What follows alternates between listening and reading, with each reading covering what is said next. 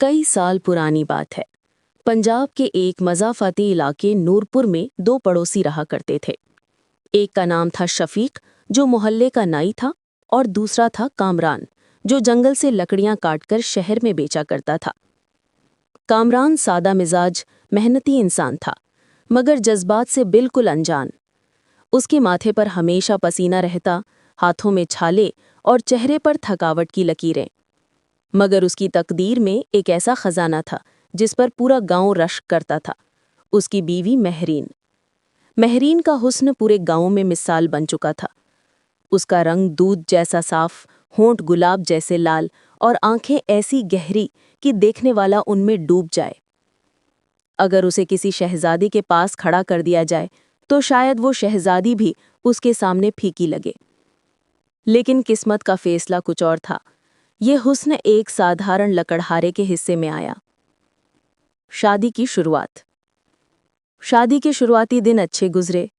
महरीन हर सुबह हंसते हुए अपने शौहर को रुखसत करती और शाम को उसके लौटने का इंतजार करती।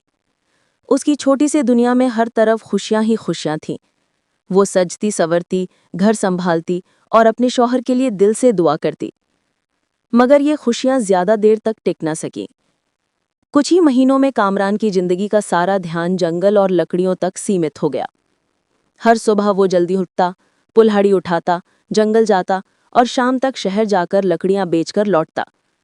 घर आते ही थककर सीधा बिस्तर पर गिर पड़ता। न कोई बातचीत, न नजर का मिलना और न कोई एहसास। महरीन दिन भर सजती संवरती, खुशबू लगाती और आईने के सामने बैठकर अपने हुस्न को निखारती। मगर जब कामरान घर आता तो वो सारी मेहनत ऐसे लगती जैसे किसी परछाई के आगे खो जाती। कामरान उसे देखता जरूर था, लेकिन यूं जैसे दीवार पर टंगी कोई तस्वीर, मौजूद मगर बेमायने। धीरे धीरे महरीन के दिल में खालीपन भरने लगा। वो समझती थी कि कामरान की थकावट जायज है, मगर उसके अपने एहसासों का क्या? उसकी चाहतें, उसकी उम्मीदें, जो वो हर दिन चुपचाप कुचल देती थी। दिन बीतते गए और महरीन अंदर ही अंदर टूटने लगी। तन्हाई की रातें। रात की खामोशी अपने चरम पर थी। गांव की गलियां सन्नाटे में डूबी थीं। दूर कहीं कुत्तों के भौंकने की हल्की आवाजें आ रही थीं। महरीन अपने बिस्तर पर लेटी थी, मगर नींद का नामो निशान तक नहीं था। दिल बेचैन था और जज्बातों की आग ने उसे घेर रखा था। अचानक वो उठी, धीरे धीरे कमरे से बाहर निकली, झोपड़ी का दरवाजा खोला और गली में आ गई। रात की ठंडी हवा उसके चेहरे को छू रही थी। उसने दुपट्टा ठीक किया, चेहरे पर हल्की सी काजल की रेखा डाली और उसकी चाल में एक अजीब आत्मविश्वास आ गया। वो आत्मविश्वास जो अक्सर औरतें चुपचाप पालती हैं और फिर एक दिन बगावत बन जाता है। गली से गुजरते हुए उसकी नज़र सामने से आते एक शख्स पर पड़ी। वो गांव का जमींदार का बेटा फराज था। नशे में चूर, लड़खड़ाता हुआ चल रहा था। आंखें सुर्ख, चाल बेतरतीब, मगर चेहरे पर दौलत और घमंड की साफ लकीरें। दोनों की नजरें मिलीं। महरीन की आंखें कुछ कह रही थीं और फराज के होंठों पर एक शरारती मुस्कान थी। वो कुछ कदम पास आया और चुपचाप वहीं रुक गया। महरीन ने नजरें झुका लीं, लेकिन उसके दिल में एक फैसला हो चुका था। उसने धीमी आवाज में कहा, मेरा शौहर दिन भर मेहनत करता है, मगर रात को मेरे वजूद को नजरअंदाज कर सो जाता है। अगर तू मुझे वो दे सकता है जो एक शौहर को देना चाहिए, तो मैं हर रात तेरी हो जाऊंगी। फराज ने आगे बढ़कर उसका हाथ थामा, बिना कुछ कहे उसे हवेली की तरफ ले गया। वो हवेली जो रात की रोशनियों में डूबी थी और जिसके दरवाजे हमेशा खुले रहते थे। उस रात महरीन और फराज के बीच वो रिश्ता बना जो सिर्फ निकाह में जायज होता है। सारी रात वो एक ही बिस्तर पर रहे। शर्मो हया सब पीछे छूट गया। महरीन के अंदर जो प्यास थी शायद बुझ गई थी, या शायद एक नई आग लग चुकी थी।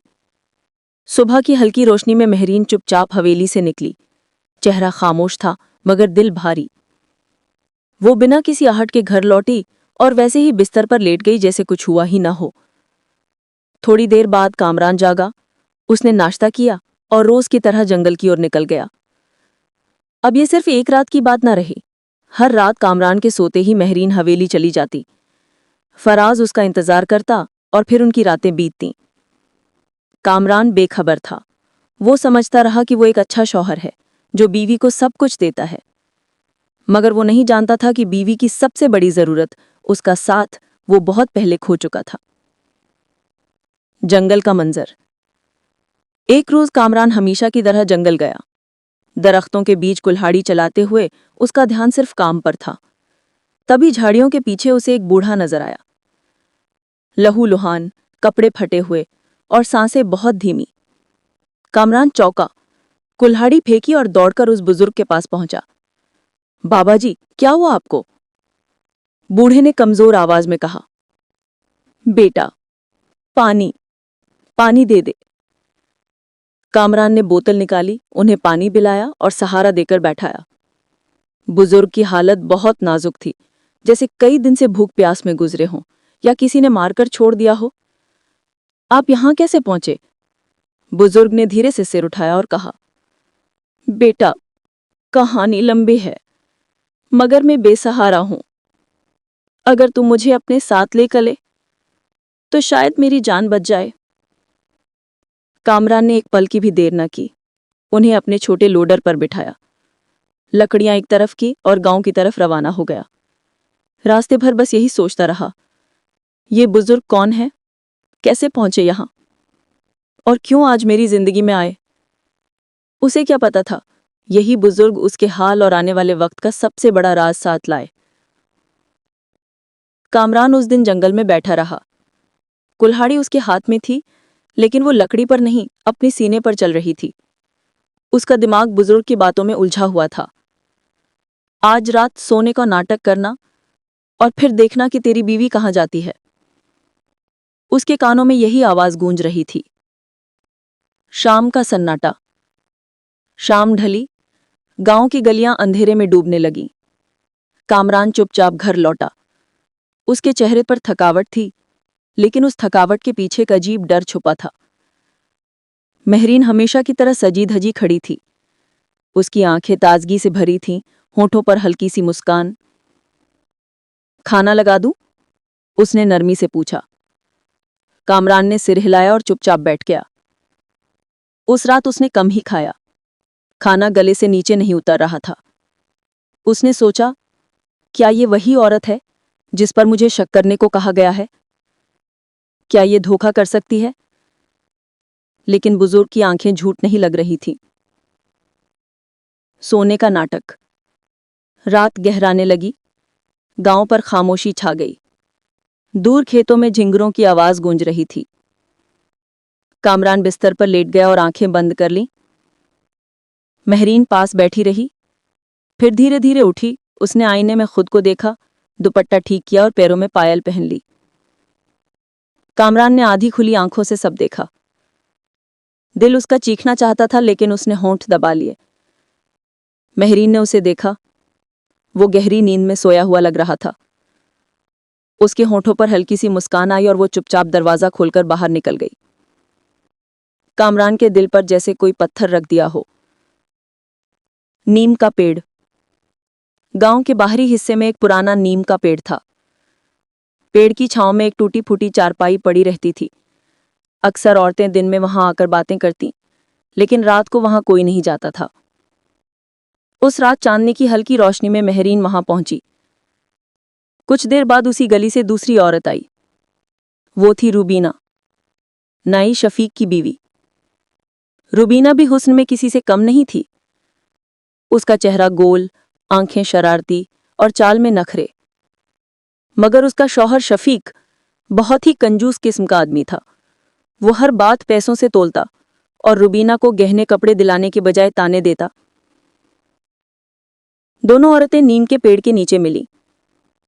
तू भी आ गई? रुबीना ने हंसते हुए कहा। हाँ, आज कामरान गहरी नींद में था, महरीन ने धीमे स्वर में जवाब दिया। दोनों की आंखों में चमक थी। ये मुलाकात किसी आम औरतों की तरह गपशप की नहीं थी। इनके इरादे कुछ और थे। महरीन ने रुबीना का हाथ थामा और कहा, चल आज हवेली चलते हैं, फराज इंतजार कर रहा होगा। रुबीना खिलखिलाकर हंस पड़ी। तेरी किस्मत तो देख, इतना बड़ा जमींदार तुझे बुलाता है, हमारा शौहर तो हमें देखता तक नहीं। दोनों हंसते हुए हवेली की तरफ बढ़ीं। कामरान, जो दूर झाड़ियों के पीछे छुपा था, ये सब देख रहा था। उसकी आंखें खून से लाल हो गई थीं।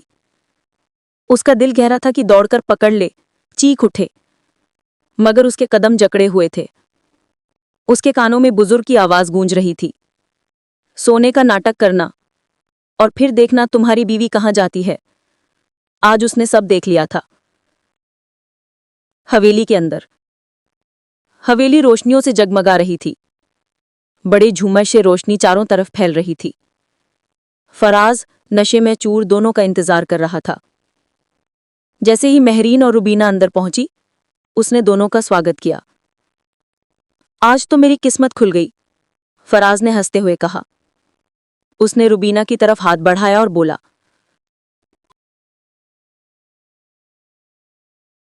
कामरान की आंखों में खून उतर आया था। उसकी सांसें तेज थीं और हाथ में पकड़ी कुल्हाड़ी उसकी रगों का गुस्सा दिखा रही थी। नीम के पेड़ के पीछे छुपकर वो देख रहा था उसकी बीवी महरीन और पड़ोसन रूबीना चुपचाप हवेली में दाखिल हो रही थीं। चांदनी रात में हवेली किसी दानव की तरह खड़ी थी। ऊंची ऊंची दीवारें, बड़े बड़े झूमर और दरवाजे पर रखे मशाले सब किसी रहस्यमय खेल की गवाही दे रहे थे। हवेली का मंजर। हवेली के अंदर फराज शराब के नशे में डूबा बैठा था। उसके चारों ओर महंगी गलीचे, शराब की बोतलें और बेशकीमती सजावटें थीं। जैसे ही महरीन और रुबीना अंदर दाखिल हुईं, फराज के चेहरे पर एक शैतानी मुस्कान तैर गई। आ गई मेरी रानियां, उसने नशे में कहा और दोनों को पास बुलाया। रुबीना हंसते हुए उसके बगल में बैठ गई। महरीन थोड़ी झिझकी, मगर फिर उसने भी झुककर फराज का हाथ थाम लिया। दरवाजा धीरे से बंद हो गया। कामरान का सब्र। झाड़ियों में छुपा कामरान सब देख रहा था। उसके कानों में हर आवाज पहुंच रही थी। फराज की हंसी, दोनों औरतों की खिलखिलाहट और शराब के गिलासों की खनक। उसका दिल फट रहा था। उसने सोचा अभी हवेली में घुसकर सबको खत्म कर दे, मगर फिर बुजुर्ग की बात याद आई। बेटा, जल्दबाजी मत करना, सच को पूरी तरह देख ले, फिर फैसला लेना। कामरान का सब्र टूटने के करीब था, लेकिन उसने खुद को रोका। बुजुर्ग का आगमन। अचानक उसे महसूस हुआ कि कोई उसके पास खड़ा है। वो चौंका और मुड़ा। अंधेरे में वही बुजुर्ग खड़े थे। उनके हाथ में एक लाठी थी और आंखें चमक रही थीं। बेटा कामरान, मैं जानता था कि तू यहां आएगा, इसीलिए मैं भी तेरा पीछा करता आया। कामरान ने कांपती आवाज में कहा, बाबा जी, अब और क्या देखना बाकी है? मेरी बीवी मुझे धोखा देती है और मैं खामोश खड़ा हूं। बुजुर्ग ने उसकी तरफ गहरी नजर से देखा और बोले, अभी तूने पूरा सच नहीं देखा। हवेली की दीवारों के पीछे जो खेल चल रहा है, वो सिर्फ गुनाह नहीं, एक साजिश भी है। कामरान हैरान रह गया। साजिश? कैसी साजिश? बुजुर्ग ने धीमे स्वर में कहा, आज रात हवेली के अंदर तू जो देखेगा, वही तेरे फैसले की राह तय करेगा। हवेली के अंदर का खेल। हवेली के अंदर फराज अब हदें पार कर चुका था। उसने रुबीना को गले लगाया और महरीन से कहा, तू भी पास आ, आज हम तीनों एक साथ जश्न मनाएंगे। महरीन ने थोड़ी झिझक दिखाई, मगर रुबीना ने उसका हाथ पकड़ लिया। डर मत बहन, अब तो ये हमारी आदत बन चुकी है। दोनों औरतें फराज के पास बैठ गई। फराज ने शराब के 2 गिलास उनके हाथ में थमा दिए। ये पी लो, फिर देखना रात कैसे रोशन हो जाती है।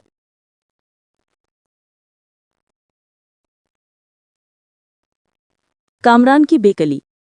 झाड़ियों से सब देखते हुए कामरान का खून खौल रहा था। उसके कानों में हर लफ्ज चाकू की तरह लग रहा था। वो सोच रहा था, क्या मैं इंसान हूं या पत्थर? क्यों नहीं दौड़कर इस नाटक का अंत करता? मगर बुजुर्ग ने उसका कंधा थामा। बेटा, अभी वक्त नहीं आया। अगर तू अभी अंदर गया तो तेरा गुस्सा तुझे अंधा कर देगा, और जब इंसान अंधा हो जाता है तो गुनाहगारों के साथ साथ बेगुनाह भी मारे जाते हैं। कामरान ने दांत भींच लिए और वहीं बैठा रह गया। हवेली का राज खुलना। थोड़ी देर बाद हवेली का नौकर कमरे में दाखिल हुआ। उसके हाथ में एक थैली थी। मालिक, ये रहे गांव के लोगों से वसूले हुए पैसे। फराज ने थैली खोली।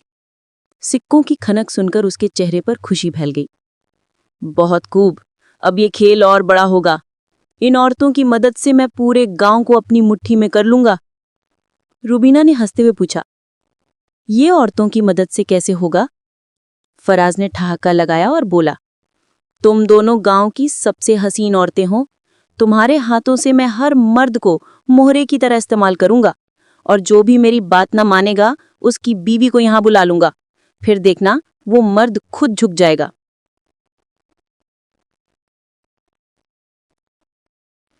महरीन और रुबीना के चेहरे पर एक पल को खामोशी छा गई। उनकी आंखों में डर भी था और लालच भी।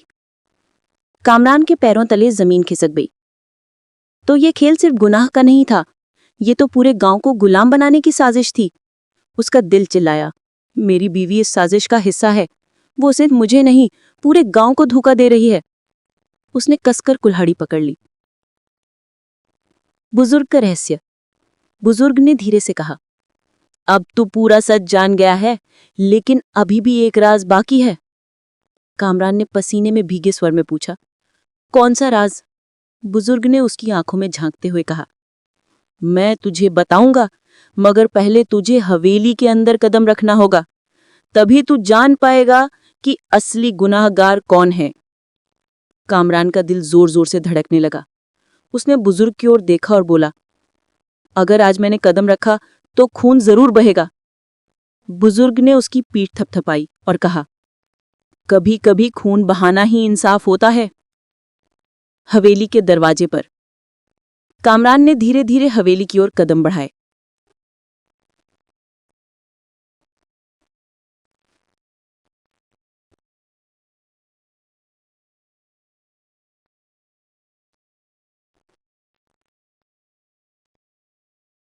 उसकी सांसें भारी थीं, हाथ में कुल्हाड़ी और आंखों में आग।